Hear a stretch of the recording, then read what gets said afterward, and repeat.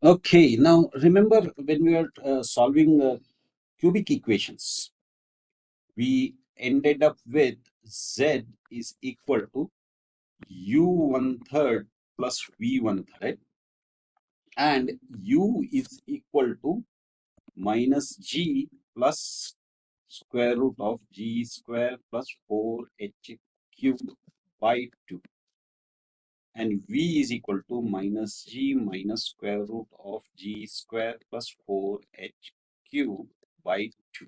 Okay, now the issue here is that g square plus 4h cubed, if it is less than 0, the roots are going to be real, right?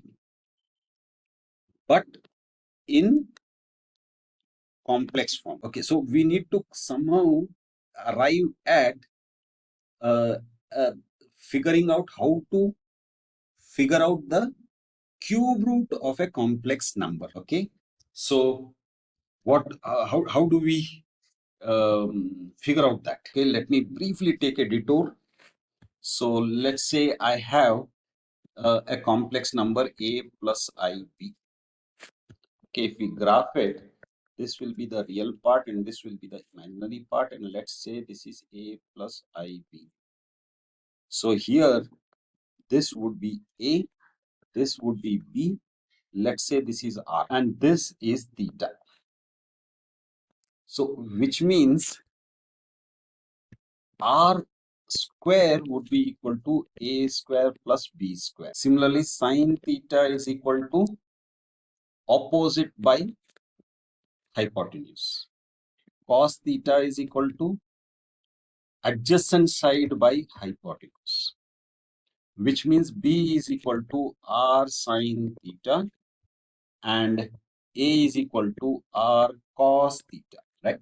Now, if we substitute these values of a and b in our complex number, we end up with r cos theta plus I sine theta. Now, what we have to figure out is how to arrive at the cube root of this.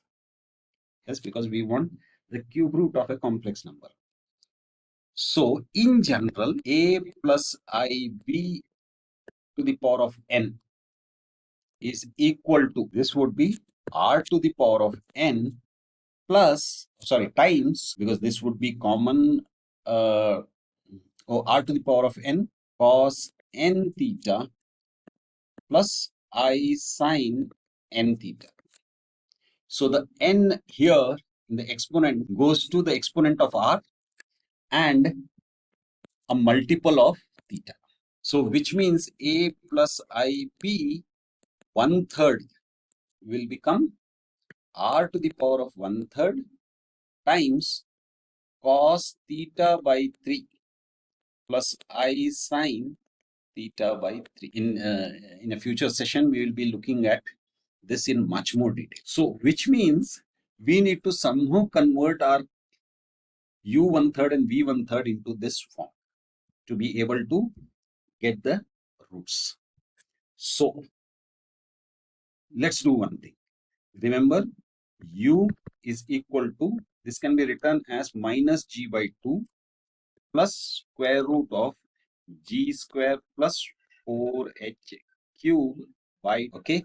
Now, if we write it like this, we can say let minus g equal to p, or p equal to minus g, and g square plus 4h cube is equal to minus q square. Okay, if we do this, we can say z is equal to u 1/3 plus v 1/3 is equal to u can be written as p by 2 plus this can be written as qi by, so basically think of it like this. If we take the square root of both the sides, we get this. So square root of minus q square is, if we take the square root of this and square root of this, we get qi, okay, And since by 2 is there, we are taking qi by 2. But that is only for u1 by 3. So plus, and here 1 by 3, plus p by 2 minus qi by 2, 1/3. Okay. Now let's convert this into polar form. So let us say this is A, what we used here. So if this is A and this is B, this is A, this is B.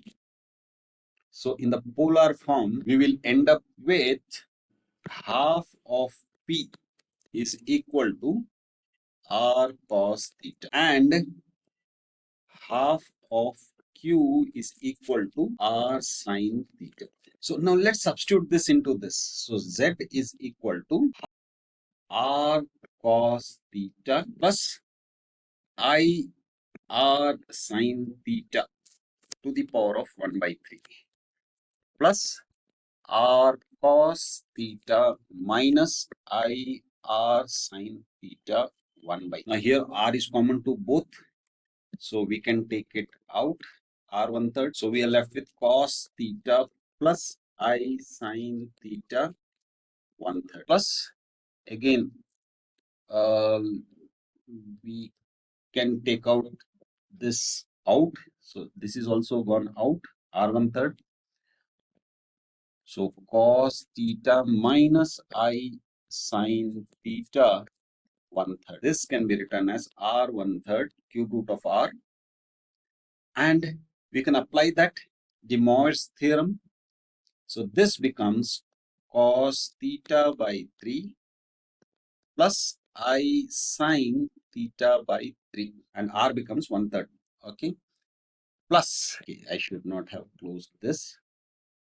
So let us say this is the bracket plus cos 1 theta by 3 minus I sin theta by. So here this and this gets cancelled out and we end up with R 1/3 2 cos theta by, this can be written as 2R 1/3 cos theta by 3. But remember, cos is a periodic function. So this will be repeated 2 pi number of times, n number of times with a period of 2 pi, right? So, but which means infinite. So we know we want only 3 z's. So what we'll do is we will restrict n to 0, 1, and so what happens? Z becomes 2R 1/3 cos. If we take 0, this disappears, so we're left with 2 theta by 3. 2R 1/3 cos 2 pi plus 3 by not 3 plus theta by 3 and 2R 1/3 cos 4 pi because now n is 2. So 4 pi plus theta by, but 4 pi can be reduced to 2 pi. The result remains the same. But we already have 2 pi plus theta. But we know 2 pi minus theta also gives the same result. So what we'll do is we will write it as 2R 1/3 cos theta by 3, 2R 1/3 cos 2 pi plus or minus theta by, because this can be written as cos 2 pi minus theta by, okay. So we have ended up with 2 of this and 1 of this. So we have 3 roots. Now we have already seen that here, if you notice, x is equal to z minus, or z is equal to a naught x by plus a1. So z is equal to a naught x plus a1, which implies that x is equal to z minus a1 by a naught. So we arrived at z, and then using this relationship we arrive at x. So the circle is complete.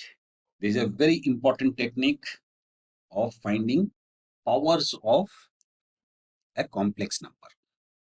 We will look at this in more detail with derivations and all that. But here our focus was on arriving at the complete solution for a cubic equation. That's it for now.